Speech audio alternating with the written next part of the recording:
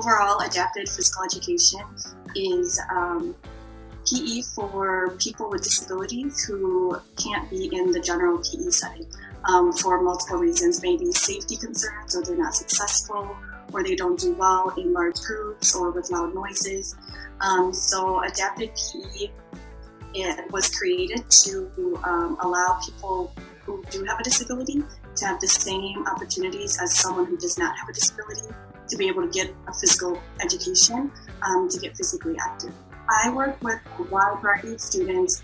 I have students who are on the autism spectrum, who are high functioning. I have students who are completely nonverbal, students with cerebral palsy, Down syndrome, students who are in a medically fragile program. So really, I work with like so many different types of kids rather than maybe being overwhelmed in a large group in the gym with lots of competition and lots of excited peers and everyone moving quickly around them, that they are able to still learn the same skills and do that, but in a different sort of setting.